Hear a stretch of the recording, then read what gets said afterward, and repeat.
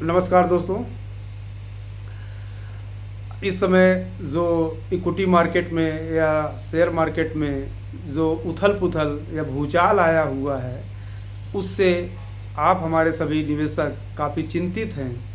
अब और काफ़ी फ़ोन भी करते हैं। अब कुछ लोग फ़ोन नहीं भी करते, लेकिन उनके मन में भी ये सब सवाल हैं। तो जो आप लोगों ने सवाल किए, जिनको हमने फ़ोन कॉल में आंसर भी दिए, लेकिन हमने सोचा कि हम सभी के लिए एक वीडियो बनाएं और बात करें। तो जैसे आप लोग इस समय अखबार में पढ़ रहे हैं, आज ही के अखबार में एक खबर थी कि निफ्टी ने 29 साल में पहली बार इतने दिन तक लगातार निगेटिव रिटर्न दिया है। ये एक रिकॉर्ड है। अर्थात सेंसेक्स या निफ्टी दोनों ने एक ही तरीके का व्यवहार किया, लगातार कई महीने से निगेटिव रिटर्न दिया है और 16-17 ट्रेडिंग सेशन में तो लगातार हो गया। और दूसरा, आप ये सब खबरें भी साथ में पढ़ते हैं कि ये क्यों हो रहा है। तो टैरिफ वार की वजह से हो रहा है कि यूएस प्रेसिडेंट डोनाल्ड ट्रंप ने बहुत सारे देशों पे जो उनके यहाँ ट्रेड करते हैं, व्यापार करते हैं, उन पे टैरिफ लगा दिया है और कुछ एग्रीमेंट में उन्होंने साइन भी कर दिया है और 4 तारीख मार्च से कुछ पर इम्प्लीमेंट भी होने वाला है। इसके अलावा भी और भी सारी खबरें आप पढ़ते हैं और जब ये पढ़ते हैं कि बाज़ार ने यदि ये लेवल तोड़ दिया तो इस लेवल तक आ जाएगा। ये सारी खबरें, ये जो लेवल है, इस लेवल से 200 डीएमए लेवल तोड़ दिया, या जब 2014 के चुनाव का रिजल्ट आया था उस दिन बाज़ार ने जो लेवल दिया वहाँ तक जा सकता है, हो सकता है, कुछ भी हो सकता है। बाज़ार में अनिश्चितताएं हैं, बाज़ार में सेंटीमेंट ख़राब है, ये सारी चीज़ें हो सकती हैं।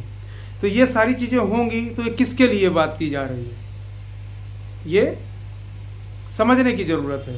तो इन सब सारी कोई चीज़ों की बात तो हम करेंगे, लेकिन सबसे पहले हम आपसे एक सवाल करते हैं कि आप यहाँ इक्विटी मार्केट में या किसी भी मार्केट में आप क्या सोच कर आए थे? आप इन्वेस्टर बन करके आए थे कि या ट्रेडिंग करने आए थे? यदि आप ट्रेडिंग करने आए थे तो ये सवाल आपको समझना चाहिए और जानना चाहिए। लेकिन यदि आप निवेशक बन के आए थे तो भी इन सवालों को जानना चाहिए और समझना चाहिए, लेकिन इनमें रिएक्शन कुछ दूसरा देना चाहिए। जैसा ट्रेडर रिएक्शन दे रहा है वैसे आपको रिएक्शन नहीं देना चाहिए। ऐसा हम क्यों कह रहे हैं कि इन्वेस्टमेंट कोई भी हो वो समय की मांग करता है। आप गोल्ड में निवेश करें और दूसरे तीसरे दिन या 10 दिन, 1 महीने, 6 महीने बाद आप गोल्ड को बेचने की सोचें या भाव पता करें, और तो आप गोल्ड में निवेश नहीं कर रहे थे, गोल्ड में ट्रेडिंग कर रहे हैं। यदि आपको गोल्ड में निवेश से रिटर्न बनाना है तो उसके लिए भी लंबा समय चाहिए। यदि 2000 के आसपास गोल्ड 3000 का था, आज यदि 80,000 का है तो उसने भी करीब 25 साल लिए हैं, तब यहाँ पर पहुँचा है। लेकिन यदि 3000, 3100, 3200, 2900, 2800 इस तरीके के भाव पे गोल्ड पे आप रिएक्ट कर रहे होते तो गोल्ड में आप निवेश नहीं, ट्रेडिंग कर रहे होते।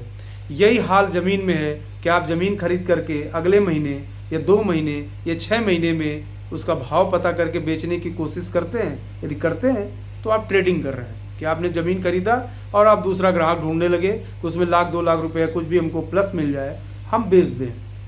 ऐसे यदि आप इक्विटी में करते हैं कि आप कोई इक्विटी मार्केट में पैसा लगा रहे हैं और उसका भाव पता कर रहे हैं और कुछ भी भाव 10%, 5% प्लस माइनस हो जाए, हम इससे एग्जिट हो जाएं, तो आप ट्रेडिंग कर रहे हैं। तो ट्रेडिंग कर रहे हैं तो ये खबरें आपके लिए स्वाभाविक है और जानना चाहिए। ट्रेडिंग में सेंटीमेंट काम करता है और खबरें भी काम करती हैं।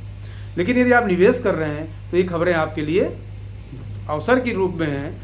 इन खबरों में आपको यदि बाज़ार में गिरावट हो रही है, तो यदि आपकी SIP चल रही है तो उसमें ज़्यादा यूनिट आ रहे हैं और एक दिन ये खबरें गायब हो जाएंगी। ऐसा हम क्यों कह रहे हैं कि यदि आपको हम बहुत दूर न ले जाएं, अभी हम केवल 4-5 साल की ही बात करें तो आपने देखा होगा कि जब कोविड-19 आया तो उस दौरान बाज़ार ने रिएक्शन दिया। ये खबर सुनते ही कि भारत में भी कोविड-19 हो गया है और WHO ने इसको विश्वव्यापी बीमारी मान लिया। इसके बाद बाज़ार में बहुत तेज़ी से गिरावट हुई और वो 40% तक बाज़ार टूट गया, लेकिन कोविड फिर भी रहा, लॉकडाउन लगा और बाज़ार धीरे धीरे रिकवर कर गया। और ताज्जुब की बात यह है कि अगले साल कोविड ने ज़्यादा नुकसान किया, लेकिन बाज़ार ने उतना ही ज़्यादा आपको फ़ायदा दिया। अर्थात खबरें तब भी थीं कोविड की, लेकिन बाज़ार उन खबरों पे ध्यान देना बंद कर दिया। बाज़ार का मतलब हम सब लोग, हम ही सब लोगों से तो बाज़ार बना है, जहाँ करोड़ों लोग इसमें निवेश कर रहे हैं, करोड़ों लोग इसमें काम कर रहे हैं।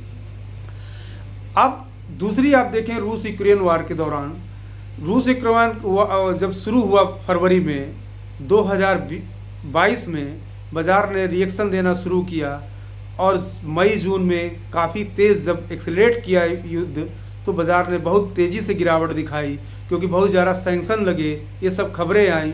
रूस यूक्रेन वार आज भी जारी है, लेकिन उन खबरों से बाज़ार में कोई प्रभाव नहीं पड़ता कि रूस ने कितनी मिसाइल दे दी यूक्रेन पर कर दिया, ये यूक्रेन ने रूस के कितने जो युद्धक विमान को मार के गिरा दिया। ये सब खबरें आज भी हैं, लेकिन इस खबरों पर बाज़ार ने बिल्कुल ध्यान देना बंद कर दिया।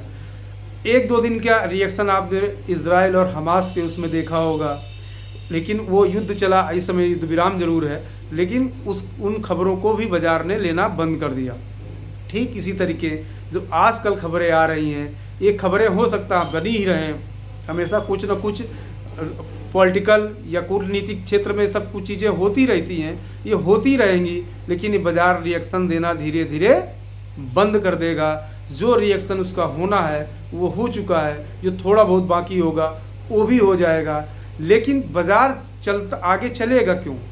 बहुत लोगों का सवाल है कि अब गिर गया तो अब बढ़ेगा ही नहीं। ऐसे हर बार होता है, जब गिरावट होती है तो ऐसा ही लगता है, क्योंकि दिमाग जब बढ़ने लगता है बाज़ार, तो दिमाग ये मानने को तैयार नहीं होता है कि इसमें गिरावट हो जाएगी।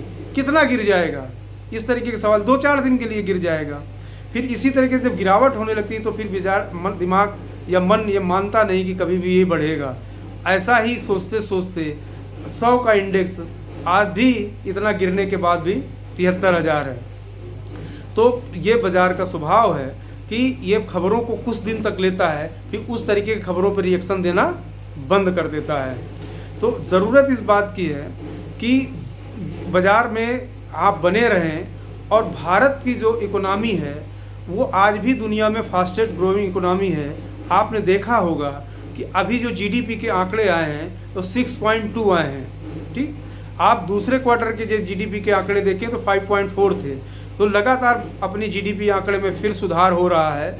और सरकार ने अभी जो पिछले साल के बजट का जो जुलाई में पेश हुआ था और जो अभी पेश हुआ है, पिछले साल का भी कैपेक्स नहीं खर्च कर पाई थी, वो सारा कैपेक्स खर्च कर रही है, अपना एक्सपेंडिचर सरकार बढ़ा रही है।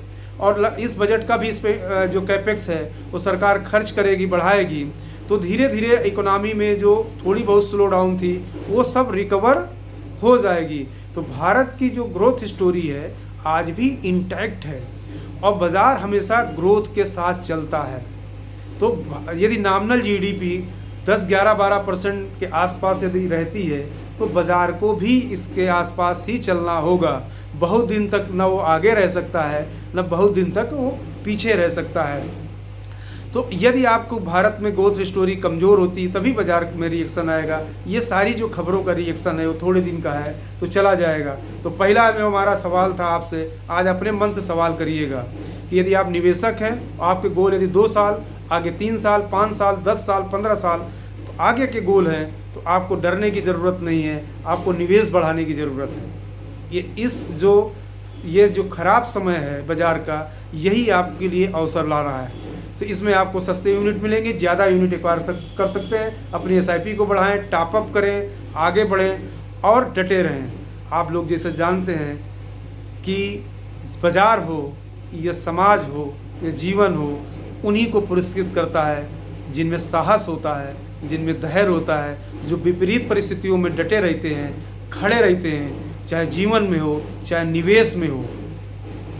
वही लोग आगे बढ़ते हैं, वही लोग धन बनाते हैं।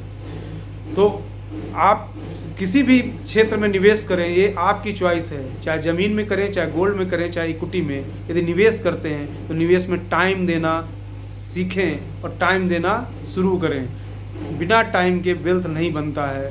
तो आपका यदि गोल आगे है तो डटे रहें, डरे नहीं। धन्यवाद दोस्तों।